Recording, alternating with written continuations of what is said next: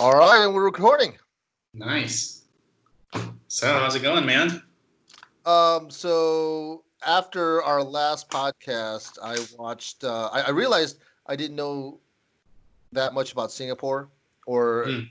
I haven't. I've been to Singapore once, but just simply on business, Hmm. and so I decided to watch Crazy Rich Asians. I haven't seen it. I hadn't seen it when it first came out and got all that hype. But I was just like, oh, that takes place in Singapore. I'll see what's going on with that. Yeah, I don't think Crazy Uh, Rich Asians is a very good representation of Singapore, to be honest.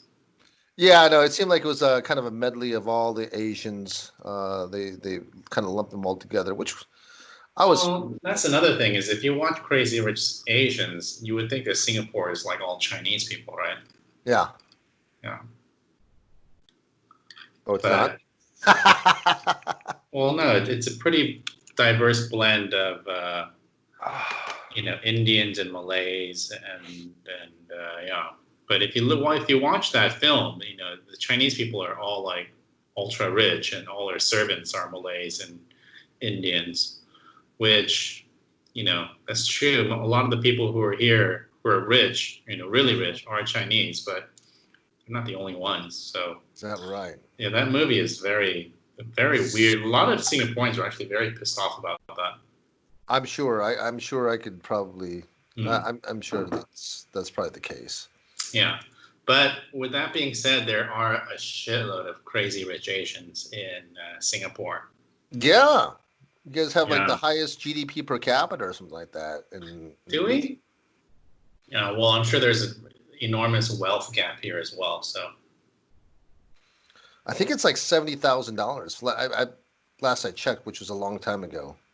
yeah, I thought it was like closer to 40 or 50, but we'll see. It could be Okay, 70 in I'm SIG wrong. dollars, maybe. I don't know what I saw. I Yeah. just saw something that was Well, ridiculously high. I was like, it wouldn't surprise me because there's so many rich people here that it probably skews the numbers, and it's considered one of the most expensive cities to live in, right? yeah. But overall, I like the movie. Yeah. More so, I actually like the soundtrack of that when they do the Chinese Huh. version of Yellow. I don't know if you Yeah. remember that part, No, but I saw it on the plane, so I wasn't really paying attention. I couldn't really hear things very well. oh my gosh, you got to go back and listen to that song. I mean, I love the Okay. song Yellow in the first place, but then when you sing it when they sing it in Chinese, I don't know what they're saying. I'm thinking that they're saying something close to the lyrics in English, but Hmm. um, it's just mesmerizing. You know, it Hmm. puts me in a great place.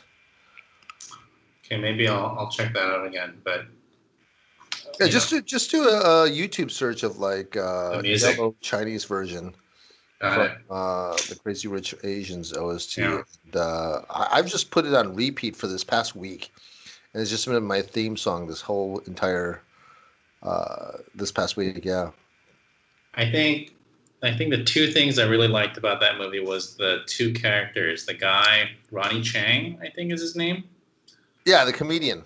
the Well, I mean, comedian. a lot of them are comedians actually. Yeah, and then the guy who plays Jin Yang on Silicon Valley. Jimmy O Yang. Yeah, Jimmy O Yang.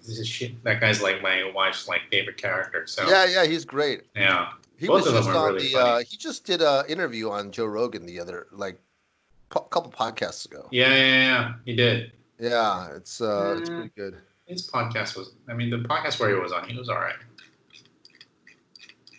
Yeah, Asians represent. You know.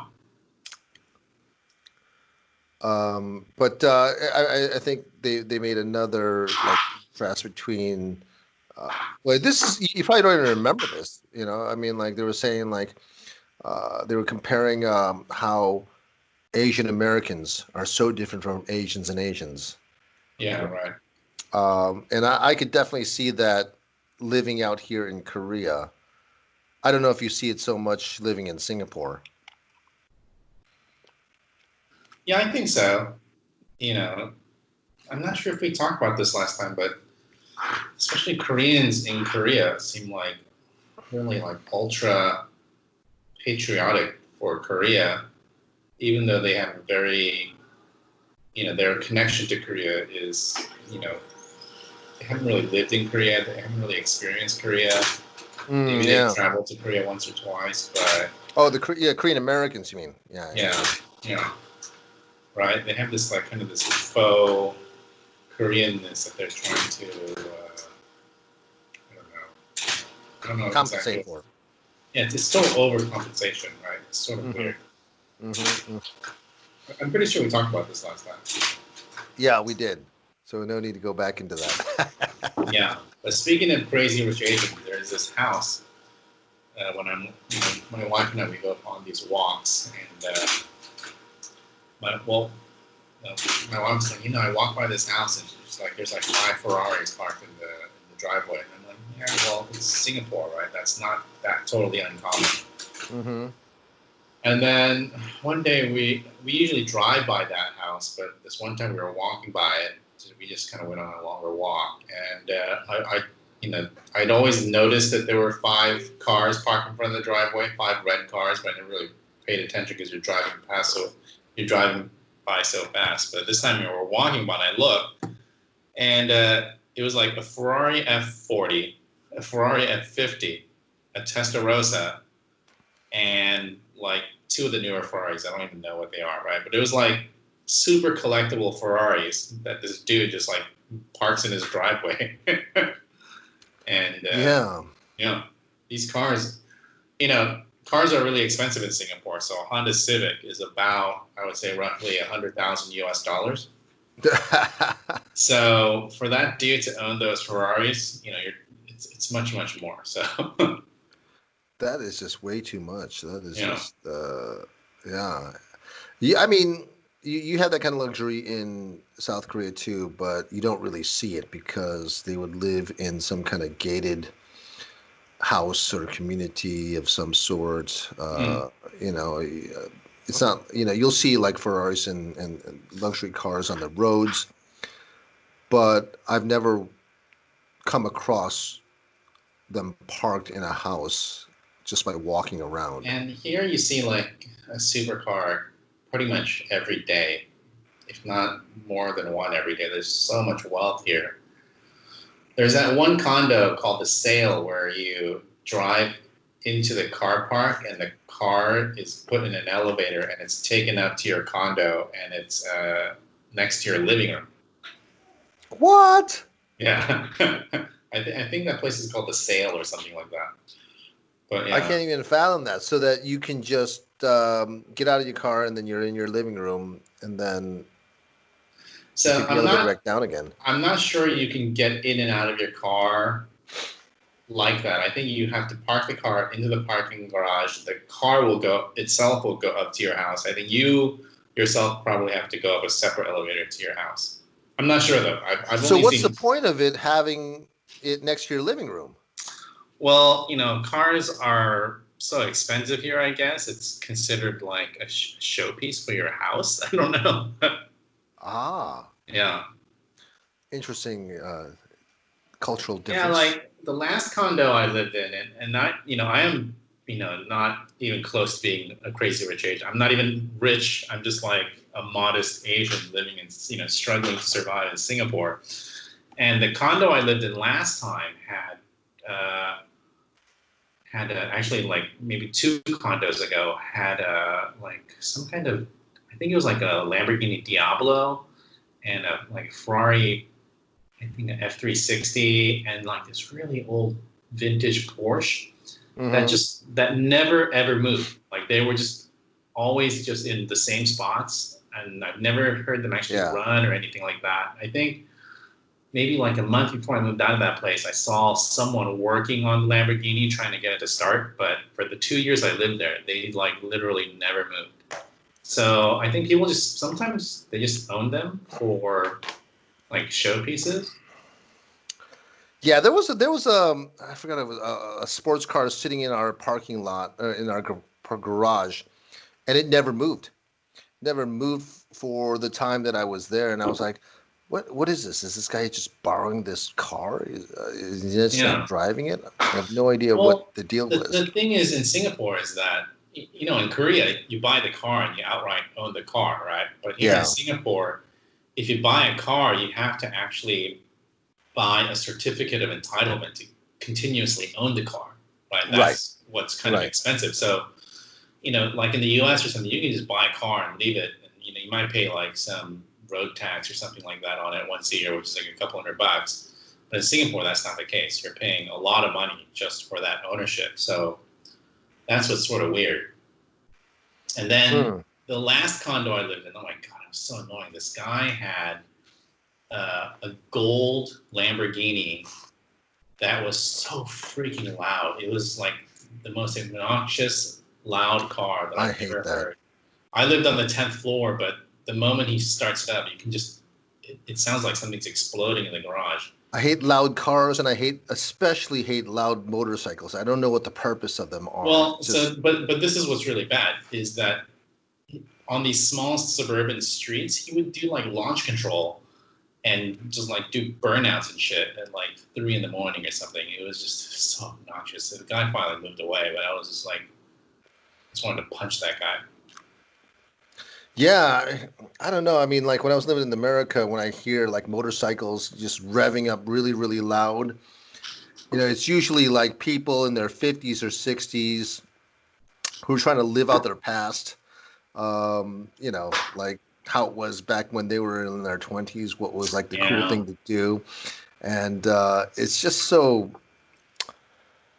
outdated, I think, you know? Well, so having ridden Harleys in the past, I do like my Harleys kind of loud, but not too obnoxiously loud. I think it serves one. I've It heard sounds Harleys, and then I've heard these like ridiculous ones that are yeah, not Harleys. yeah. So Yeah. yeah, in Singapore, all that is illegal, but for some reason, this like the supercars and the hypercars, they're allowed to be loud. I'm not sure why. Like if I went and it changed my exhaust on my car, maybe it's because it's not an aftermarket exhaust or something. It's legal, or maybe they have so much freaking money that it's actually okay. I don't know. Hmm.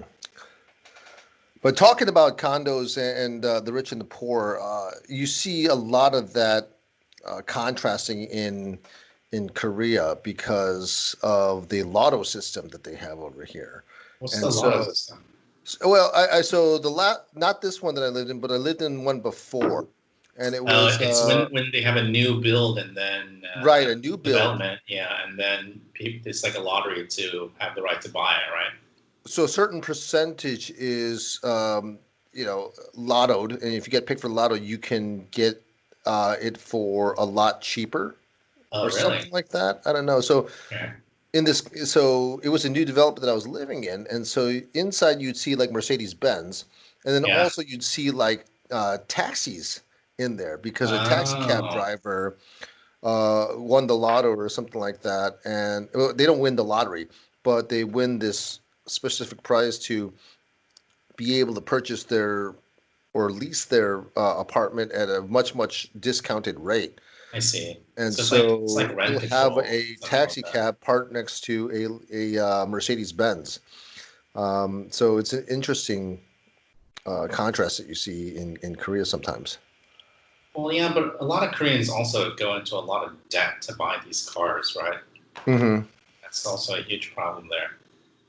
Yeah, I don't know what the situation is with, but yeah, I think people have been taking a lot more credit card debt. Yeah. Um, it's a country that used to be more of a saving country, but now it's more on a credit I basis. believe I believe after the US, Korea is one of the countries where people have the most household debt. Yeah, I But think but I've seen that, that's but that's I'm also hoping that's that's also contributed to the key money system for housing them. is it okay. Yeah. I'm hoping that is not so much car or credit card debt, but more mortgages. If it's Yeah. mortgages, you have and the assets are worth more than the actual loan itself, then that's understandable. Hmm. Hmm. But yeah, it's hard to tell on people's situations. I don't know what the macro aspects of that are. Actually, Korea is higher than the U.S., but Korea is definitely not number one. It's like number 8 on the list. Oh, wow. Yeah, so it's like Switzerland, Australia, Denmark, Norway, Canada, Netherlands, and then Korea. And then maybe five more countries down is the United States. So yeah, Korea's high. It's like but like I said, it's different sort of factors, right? Like it could be because like I said, the key money system sort of kind of skews things off in Korea. I think. Yeah. As long as you're able to service the interest, I think for the most part people are fine. But yeah, we should probably tone that down a little bit. Mm. We'll go through another credit crisis Mm. from their So, end. speaking of crises, how are things in Korea? Like, from what I understand, everything is pretty normal. Yeah, I mean, people talk about lockdowns and things like that. People talk about how the economy is depressed.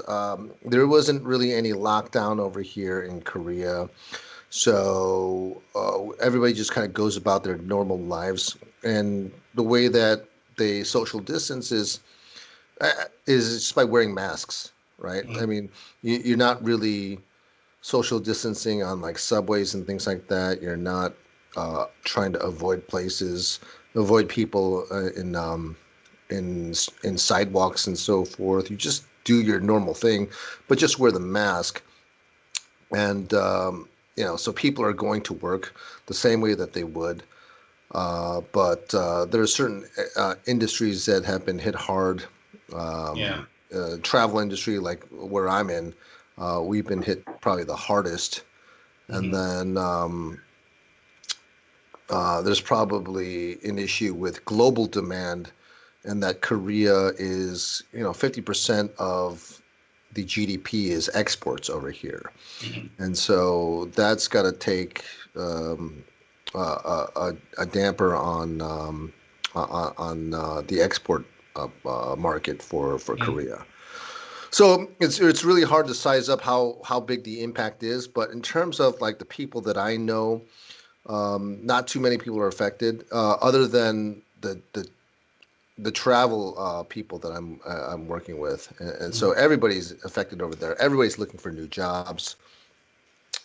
Nobody's expecting this to turn around in the next couple of months or anything like that. So I've talked to some people. They're trying to get me to sell PPE with them. They are trying to What's PPE? like personal protective equipment for COVID Oh, stuff. So like yeah, masks yeah, and yeah. There's been a lot of suits people and trying things to like get that. into that, right? Yeah. Yeah, I had a couple meetings with some people, but it just seems like a shady business. And Mm. like everybody says that they're the manufacturer, right? But Yeah. then they're like, oh yeah, we can sell you these masks, and they cost $1 a piece, but you have to buy like 10,000 pieces or 500,000 Yeah. pieces. And I was just like, $1 a piece means like it's about 1,200 Korean won, Yeah. and that's about the price that I can get a mask at the pharmacy. Yeah. You know, so how is it that I have to buy 500,000 pieces or 10,000 pieces at this price when I can just go to the pharmacy and buy it one piece at that exact same price?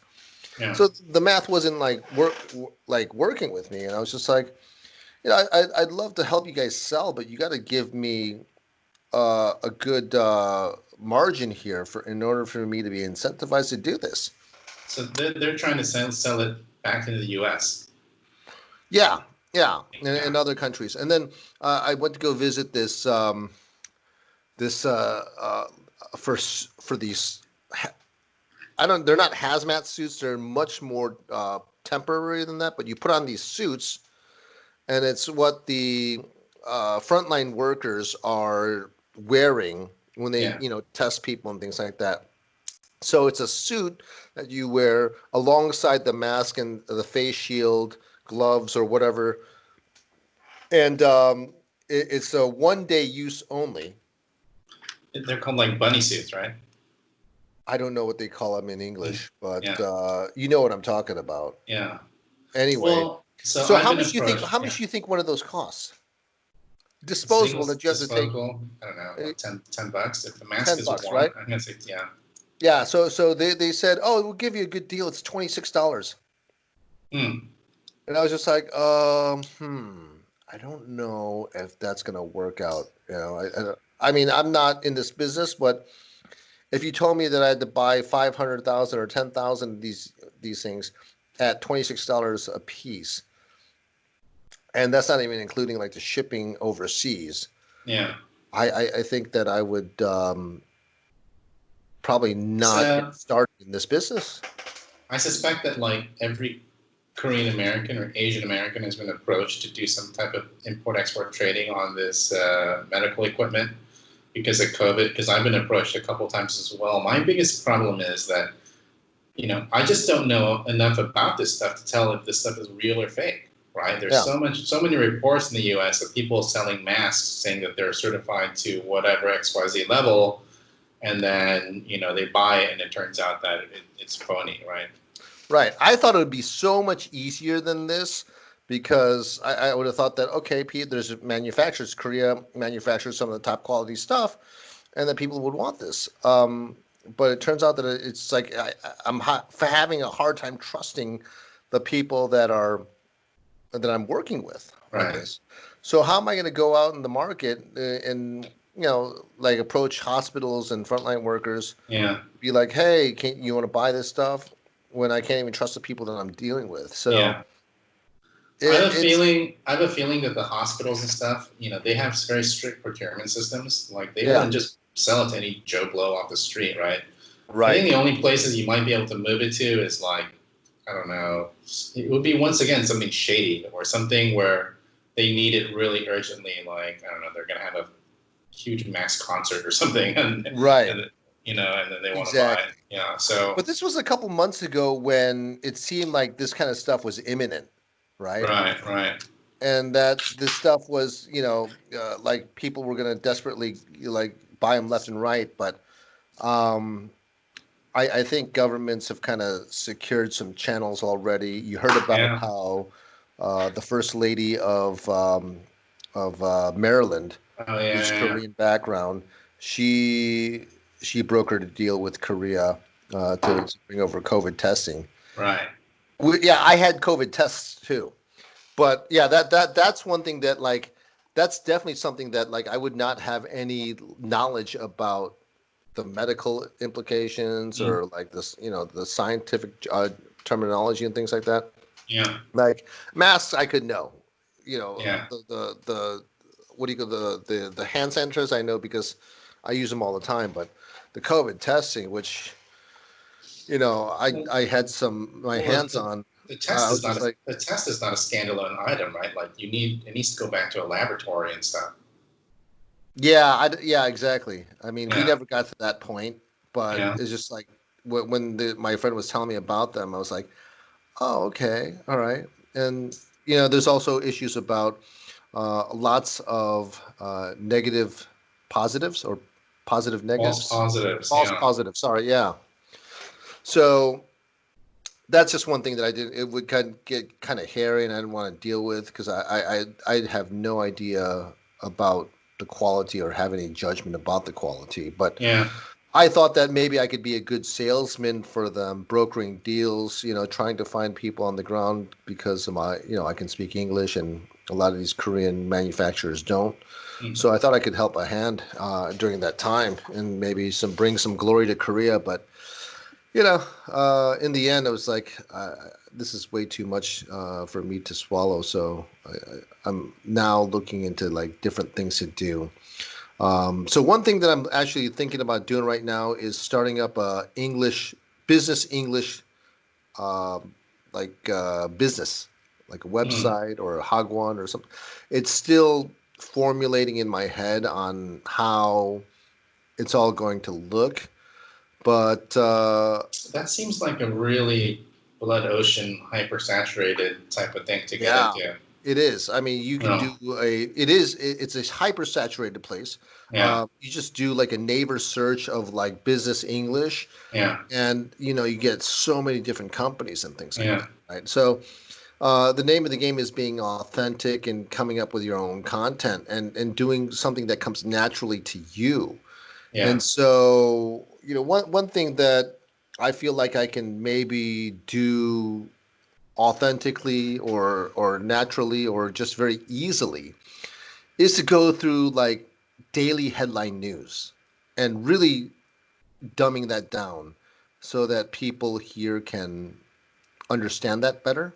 Hmm. Because one of the frustrations that I had when I first moved to Korea 10 years ago was that, yeah, I can speak Korean, but when I listened to the news on the television, I had absolutely no idea what they were saying because the Korean language, has evolved so much from when our parents left Korea in the 70s that the new language that they speak right now with all the hanja and 사자성어s and things like that. Uh, when you read like the headline news, it's tough for me to interpret. Like Yeah, but you know what? News is just difficult for even locals to understand because it's not really using language like spoken language, like naturally right, spoken languages, right? exactly, So even my wife, who's a native, I'm like sometimes I'm like, what are they talking about? She's like, yeah, I'm not really sure myself. exactly, and honestly, like if you watch the news and if there were no pictures, sometimes it's really hard to sort of gather what they're talking about. right.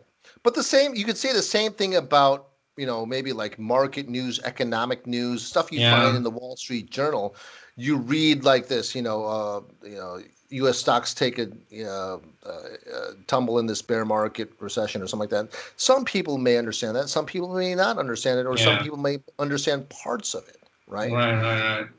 And so maybe dumbing that down a little bit for people to understand is something that I can maybe quickly do Hmm, on a recording just like this, right? hmm, And just maybe use my mouse and highlight some words, and then that I highlight so I'll just dumb down some articles, maybe the first paragraph, to hmm, get people the gist of what's going on, what does this mean, and then overall color of like how the newspaper is positioning itself, right? Because hmm. that's another thing is you want to know like what kind of news you're getting. Like, is it leaning left? Is it leaning right? What kind of message are they trying to portray over here? Hmm. And that's something that I wanted to have more information on when I came to Korea. And so I think that I can do the same thing for people who want to understand American market news, economic news, right? And so maybe coming up with different YouTube clips of that and just being good chunks of content for them to just consume free. And then later on, they'll come back to me and be like, "Hey, I like your stuff. I want to be able to get some English lessons from you." And then that's where that can start. That's where maybe some business coaching can start. So that's one of the things that I'm thinking about is trying to get people to lead business into me. I like the idea of making content, right? Because you Hmm. can sort of make content like this every day and put it up there, and eventually, you know, you'll start to get a following, right? And then kind of leveraging off of that as a, sort of like a launching board into creating some type of business education. I think, school or something is, that could be an interesting idea. Hmm. Yeah. So I'm going to meet with some other people who are in this business and then try to kind of formulate a much more stronger vision of what I do. And then I know some marketing guys that are give me a nice solid to push this through. Hmm. Cool. Well, Yeah. let me know if you start doing that. It sounds really interesting. Yeah. I mean, it's just I'm trying to think like what would come easy for me to do, right? Hmm. And so I think that's something that I can do consistently, right? I think just kind of find a model, find a method, and then just churn them out Hmm. So and see if does it's this helpful. mean, going back to the U.S. right now for you is on hold? Well, I so I don't know how much I mentioned this to you before, but I signed a 1 year lease Yeah. on an apartment, and we're moving in next week. Okay. Okay. So I am here for at least 1 more year. So during that Yeah. year, I'm going to be able to make this productive, impactful, Mm. and who knows if it takes off, then maybe I'll stay here longer. Or if it takes off, maybe I'll be able to have the luxury to travel wherever I want or be wherever I want, right? Mm. Right. And work on But these videos. Yeah. yeah, but the idea is that give my kids kind of a diverse uh, background where they live in Korea and then they live in America, just so that it can be much more enriching for their education and their lives. Mm. But that doesn't mean that we're not going to come back to Korea. No, I love Korea. Um, in fact, I for one probably don't want to leave, but this is more of my wife's desire to leave Korea for at least a little bit. It's for the education thing, right? For her, it is because she grew Yeah. up in the education system over here, and she's like, "This is just shit." Yeah. And I want my kids to um, grow up in America and uh, yeah, have this kind of bilingual uh, like language ability as well as this kind of open-mindedness and living in a place with no hierarchy and so forth. So yeah, she's kind of the mastermind of like how to develop the kids, and I'm just kind of following through and be like, okay, well, this is what we can do, or this is what we can do, Hmm. laying out some options. What are the options? Um, well, I think different places in America offer different opportunities. So, Um, all in all, it's all about America then. I don't know where else. It's either America or Korea. Mm. Um, would I ever come to Singapore? I mean, if the circumstances were good, I probably would. But it's not something that I'd be venturing into and Mm. researching. Right? Yeah. Um, Well, I don't suggest you come to Singapore. right. Yeah. Yeah. I mean, I've been to Singapore once, and I loved it. I think it was a great place, and I'd like to visit again. I have some friends out there as well. But yeah, I don't think I can live. I don't think I could live anywhere in Asia, to be honest with you, other than Korea. I mean, this is Huh.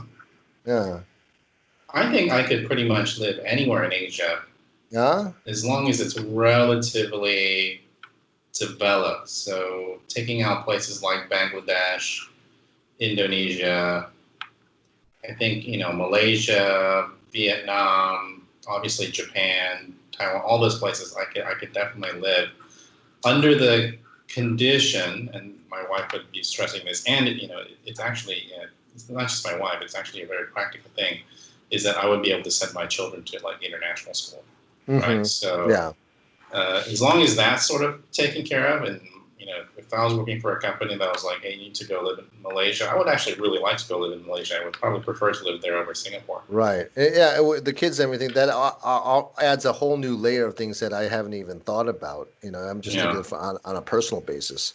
Hmm. But with leaving that out, I'd be like, well, if I could live on the beach. I don't even know.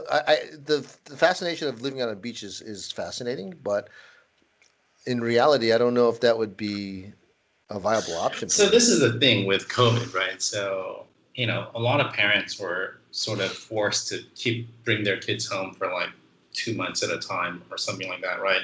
A lot of Singaporeans were homeschooling their kids like 3 months or something like that, right? So Yeah. their school would set up some type of homeschooling programs. They were converting their traditional brick and mortar programs to like a homeschooling thing temporarily. But I was thinking, once people sort of get a taste of this, maybe not here in Singapore, but especially in the US, they're going to be like, this wasn't that bad, right? Like, I might actually continue to homeschool my kids. So, Yeah. there's a ton of like online homeschooling programs that you can use, right? So I know a lot of these nomadic workers who live, wherever, Portugal, Thailand, and they have children, and their solution is to just have their kids do these online schooling programs. So, Right. you know, I mean, so first things first is that you should not be out thinking that school is a way to outsource education. hmm, You definitely responsible for your own kid. But with that said, schools do sending them to a good school. They do a pretty decent job. But ultimately, you're responsible for any. yeah, well, there's the education, but then there's also a lot of socialization that needs Right. to be sort of happen at school, right? Where you Right, sort of and there's a interact with lot of other children. advice that you need to be giving your kids, Yeah. consultation, so forth. It's not just like they come back home and you just like, okay, how's your day, and that's it, and have dinner together, and then you guys watch TV. I think there's lots of lessons to be learned Hmm. at that dinner table after dinner. You know, talking about talking about school and maybe Yeah. doing school work. But I would imagine that your wife would not be okay with that type of option. Well, I mean, right now, before I was coming in here, she was reading books to them and teaching them how to write in Korean. So she does that. I don't know if it is like per the actual criteria of what, I mean, the curriculum of what they're supposed to be learning at this level. Yeah. But, for them, they are learning something. Whether they're behind, I have no idea. We just started sending them back to school this week, Yeah. or last week was the first time they sent them back to school after months. This after since COVID. So they went two times last week. They went once this week, Hmm. right? Why are And they staggering the days or something? no, I mean, it's still officially closed Yeah. for the Orinichi, but people are still sending them to them because a lot of people can't afford to Keep them have at a home. babysitter, right? And so Yeah. they're doing minimal work. But now the teachers are getting a lot more students. So they're at about maybe 60, 70% of capacity now. Yeah. And so they're doing the regular programs now. And a couple of weeks ago, the teachers called us and be like, "Hey, you're like one of the few parents that have not brought their kids to school at all since COVID. And we want to say, reach out to you guys and be like, hey, if your kids want to come to school, it's okay for them to come to school. Hmm. Um, you know, so we talked to other parents, and then they've been sending their kids. So we just decided as a family that we'll try it. So we sent them last Thursday and Friday, and then we skipped Monday, and then we sent them again today. They absolutely love it. I absolutely love it. Of But my wife, course. being kind of a hypochondriac, she's a little bit skeptical. Hmm. So they may skip another couple days and then go back later in the week. Um, but yeah, that's how it's going for us right now. Hmm. And with that said, I have no idea if they're behind or if they're at par with other kids or if they're more advanced. I have no idea because we did during that time. It's not like we were just sit and watch TV all the time. We would actually go through some books and try to teach them stuff, right? But how effective we were, I don't think I was that effective, but I Yeah. was giving them my time, you know.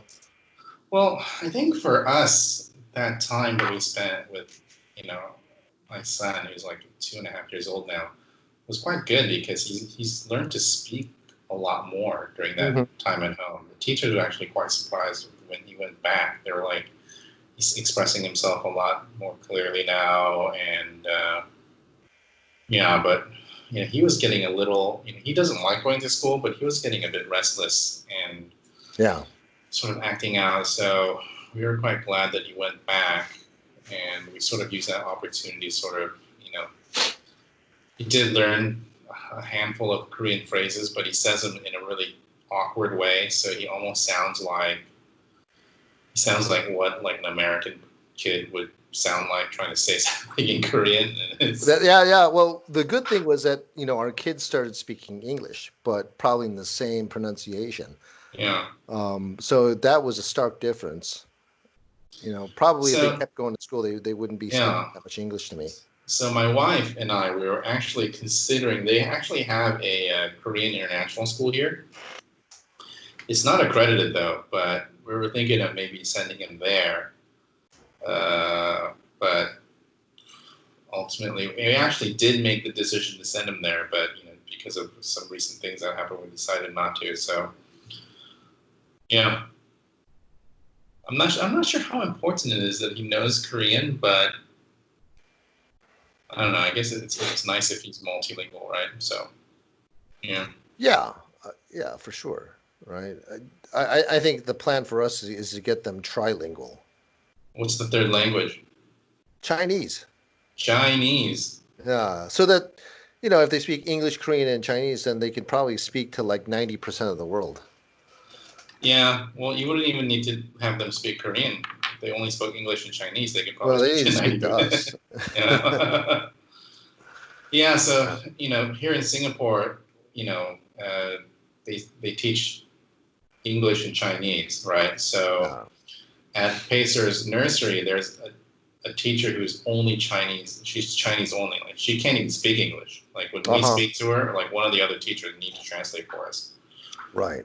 So Pacer sometimes says things to us, and we're like, what is he saying? Like, is he babbling or is he saying something in Chinese?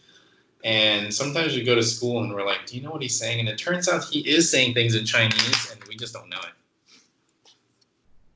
That's funny. So I have some Caucasian friends here who are, they're from like Europe or US or whatever, and they have like 2 or 3 children, and when they don't want their parents to understand what they're saying, they'll just speak Chinese to each other.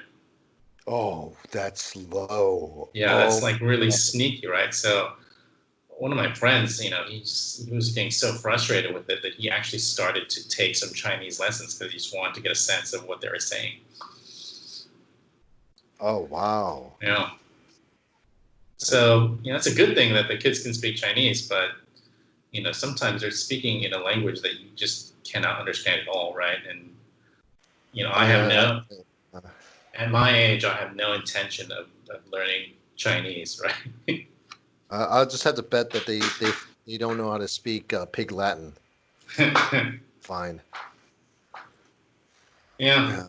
So, but that's the problem with Singapore. Well, people come to Singapore and they're like, yeah, your kids can learn English and Chinese, but Singaporeans don't speak English very well and they don't speak Chinese very well either, right? So, Yeah. Well, I think that'll improve the generations. no, it's getting worse. You think? Oh, Oh, it's okay. definitely getting worse. Okay. All right. So, All right. yeah, this whole children's education thing, man, it's expensive. Children are expensive, dude. Yeah. That's why people are having less and less of them. Yeah. Huh. But yeah, I think two is a good number. Two I is a wish I good could number. afford three, but I don't think I'd Yeah. be able to. Yeah. There's a bit of an economy of scale, right? I guess. I think you're just playing like zone defense at that time instead of man to man. Yeah. But if you can just move to a place where, so this is sort of the argument that my wife and I had about, okay, so if we stay in Singapore and we're paying roughly, 50,000 Sing dollars, which is like what, 35,000, maybe 36,000 US per year to send 2 kids to international school, right? Mm-hmm. And then let's say we move to California where you're paying state tax, federal tax, property tax, and all sorts of stuff like that. Yeah. And I'm like, well, then, if you sort of take that into consideration, then the cost of sending two kids to school in Singapore is not that much more, right? Like we're not, it sucks that when you have to make that payment to the school, but then it's also nice that we're paying like a flat tax rate here and stuff like that. So that's when we sort of came to the decision that, okay, let's stay in Singapore longer and let's just suck it up and send these kids to international school. And then about a week or two after we made that decision, everything sort of got derailed when my company closed down. So now we're sort of in limbo, and the economy here, everyone has a hiring freeze. The economy is, sort of in question. It's funny because the unemployment rate here is at record highs, which is at 3%. 3% is considered a record high here. and Nice. people are like literally losing their shit. And there's an election coming up, so the Conservative Party has sort of restricted the number of employment visas that are being issued and stuff. So it doesn't look very rosy for me to stay. I don't think I'll be able to stay in Singapore for the next couple of months. So my wife and I have been trying to figure out exactly where to go after Singapore, and that's sort of where we're at the moment, and which is why our plan is to send our kid to Korean international school has sort of been sort of canceled, right? So Yeah. So now we're kind of playing out these scenarios in our head, like, okay, do we want to move back to California? I'm not a big fan of California. So, but then, where else do you want to go? So that's sort of where we're at the moment. So California or Korea?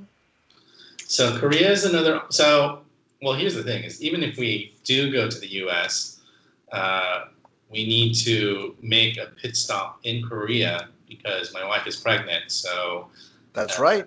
Yeah. Congratulations. Thank you. It's not a good idea, I don't think, to go to the U.S. right now without health insurance, with all the COVID going around, to have a baby. Right. So, because my wife is a Korean national, we can, she and Pacer, our son, is also a Korean national, so they can just go back to Korea and be instantly slotted back into their healthcare system, and they're covered. And then having a baby in Korea is like not that expensive. That's the great thing about Korea. That is. In Singapore, if you're a national, if you're a Singaporean or a permanent resident, then you can get the benefits of having a baby at like using some of their socialized healthcare programs. But as a foreigner, we can't do that. So having a baby here is actually quite expensive. Not as expensive as the U.S., but can be very expensive. So staying here without a job and without health insurance is also a bad idea. So ultimately, it's either one, hope for a miracle and find a job and stay here, which I don't think is going to happen, or go to Korea, hang out there for at least a year until the newborn is ready to move, and then either make our move back to Singapore or to the U.S. or another country. So, yeah, everything is sort of up in the air right now, which can be kind of stressful. Well, I mean, I guess if you're going to come to Korea, why not just do it right now? So that's a very good question. Why not do it right now, right? So without getting into the into too much detail. So I'm technically still employed here, I'm just not working. So I have sort of like a gardening leave type situation. So I just need to stick around till that, and then after that, I have 30 days on my employment visa, and then I have to leave the country within 30 days. They have something called a professional employment pass, which lets you stay 6 months longer while being unemployed, which I've applied for. But everyone at my company who the whole company was laid off. So they all applied for it, and some of them are not getting approved for it, which is sort of unheard of. Like this PAP is in the Yeah. past was almost guaranteed that you would get it if you had an employment pass. Yeah. So yeah. So then the question is, to answer your question, why don't you just come back now? So I think we're actually thinking as soon as the garden leave is over that we'll just move to Korea, because what I was thinking, when this first happened was, I'm going to try and find another job here. Let's try and stay here as long as possible, which is, get the PAP. And then there's also the whole thing with, you're not supposed to travel within the third trimester. So we're like, okay, what is the last sort of date that you can travel, and use that as a deadline to move out of Singapore into Korea.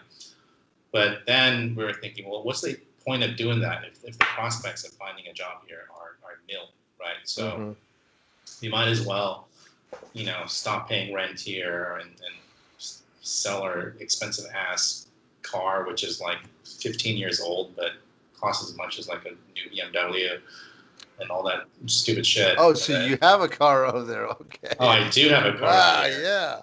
It's insane. Right. I paid not a new BMW. I paid $30,000 for a 10-year-old Mazda 2, which is a car that's not even sold in North America. I don't think it's like a tiny little hatchback. So I paid $30,000 US, and I'm allowed to drive for 5 years. So after 5 years, I have to junk it. Right. Yeah, and that's pretty much the cheapest option that I found at that time. So you can sell this this kind of license, right? Is that how it goes? The driving permit or whatever it is? It's on auction, so the government auctions it out.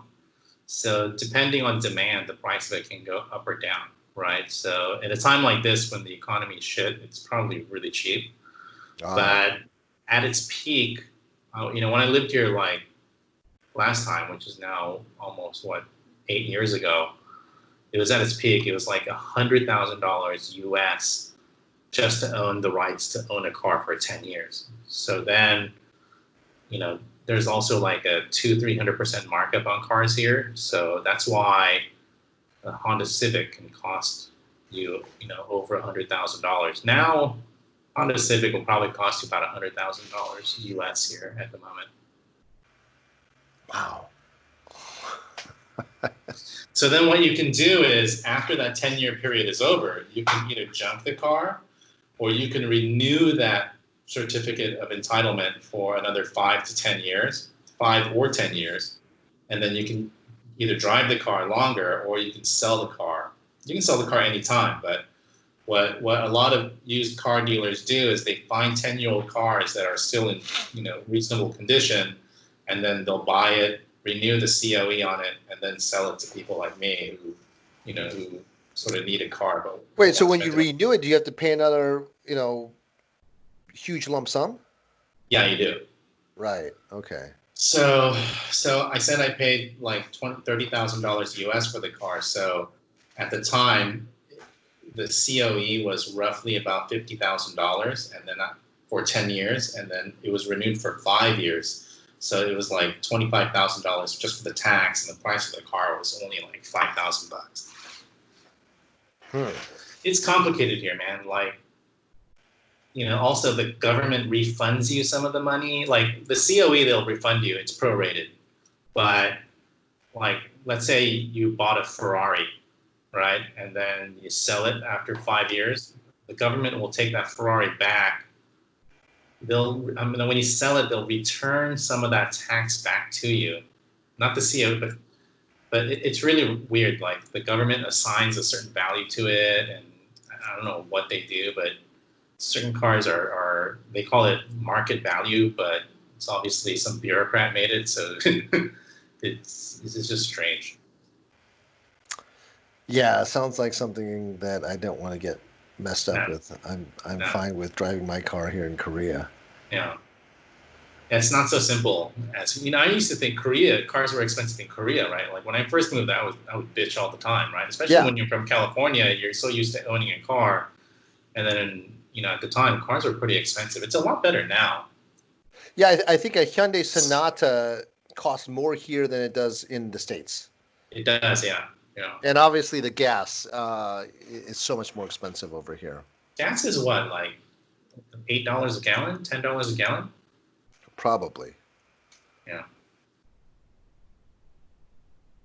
Yeah, so if I ever move back to the States, I'm just gonna get like some fucking Hummer or some shit, and just not even give a shit. Right, Like, gas over here is yeah, 18. gas, Yeah, okay, yeah. Because okay.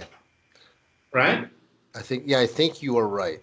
Something like that. Because Maybe less. last time I was there when gases were at sort of a high price. It was like 2,500 won per liter, and there's 4 liters per gallon. Right.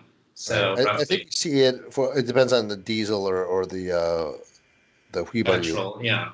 Yeah, it's probably about a buck 20 around there somewhere. In the U.S., No, over here. a liter of gas. Yeah. Well, then it's gone down quite a bit. When I was there, it was like Well, I mean, 25. the overall the crude oil market is just gone Well, down yeah, it's big time. sunk, right? Yeah. Yeah. So I always find it funny when my friends in America complain about how expensive gas is there. Yeah, I used to think it was a big thing. There was like, oh yeah, gas is so inelastic. We had to pay for it no matter what. But yeah, out here in Korea, we had to pay for it no matter what too. I mean, Yeah. actually, no, we can take the subway, but still, Yeah. you have kids. It's you better have a car. Yeah. Yeah. That sort of changes things. So as soon as my wife became pregnant, we bought a car. My wife's not one of those people who can like. Oh, so this is a recent acquisition. I don't know. Pacers like our son is like 2.5 years old. We probably bought it like 3 years ago. Oh, sorry, I was misunderstood. I thought you were talking about this baby. Oh, the second one. No. Yeah. Yeah. It's a lifesaver, man. I can't imagine not owning a car even in Singapore. They have fantastic public transportation here, and with like Grab and the taxis. Even before Grab, the taxis were really good with like they had a really good like sort of call system. So, but like The last these time I was days, there was in 2013 or 14, yeah. and I remember the taxis being expensive at that time. So I think I wasn't in the middle of the city, but I was like in the periphery, and then going to the airport. It cost me like $17, and I was like, "Wow, this is expensive." now $17 sounds about right. Like if you're in the city and you go to the airport, But it's not a big place though. I mean, it's not. in fact, I want to say it was maybe like a 20-minute drive. It's about right. Yeah, 20-minute drive. Right? Yeah, 20-minute drive. yeah. I don't know. I think a 20-minute drive over here is a lot less than that. But anyway, Taxis are cheap in Korea. yeah, Yeah, I'm surprised taxi drivers can survive. yeah. But yeah, I mean, I hope that you can come out here. Yeah, let's. Well, it's not that I hope that it's not a hope. I think it's definitely going to happen. So, Well, your wife is from the Busan area, so you most likely gonna end up down there, I would imagine. we'll probably go there first, and then I'm not sure yet. I need to find something to do. I can't just hang out for a whole year. So, being in Seoul would make it easier to find something to do. What would you want to do? I don't know. Maybe get back into the gaming industry or startup. Something in the startup scene, or I was going to say back in innovation, but innovation is not really a thing in Korea. So I don't know. There's several different things. I haven't really looked into it yet. So, yeah. They say that Korea is like one of the most innovative countries in the entire world, at least according to some business reports. But I disagree. I think Korea sure. is probably one of the most uninnovative. That's not even a word, but it's just not a very innovative place. Just you know, so this is how I feel about it. Korea has really good like incremental improvements on certain things, Mm-hmm. but I don't see anything where there's like hugely disruptive technology coming out of Korea. Right. Right? You name one thing that Well, that's there from isn't. Yeah, there isn't that unicorn that comes out like the Steve Jobs or anything like that. But right. as a group, they do pretty good in terms of getting a job done. Right. Yeah, yeah. So Tactical. right. Like I used to work for Samsung Electronics, so they'll be able to make a 44-inch LCD panel at a much faster rate from a 42-inch than, let's say, the US or something. That's like the kind of incremental improvements that I think Koreans do really well. But did they, you know, they were so far advanced in terms of gaming and smartphone technology and all this stuff, but did they come up with like the Apple Store? No. Did they come up with? Did they make their own version of Android? No. It's like nothing. Like literally nothing. Yeah, and they miss out the opportunity to buy Android at a cheap price.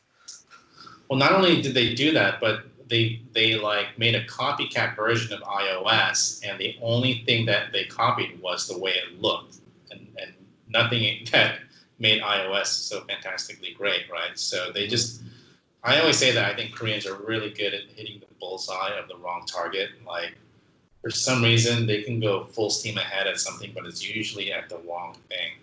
And you've been in the startup scene, so you've sort of probably felt that as well. Mm-hmm. Mm-hmm. So I think this is a good kind of lead off into maybe what we should talk about next time. The startup scene, you and I both have experience sort of doing that Yeah, in Korea. So maybe we can kind of deep dive into that next time.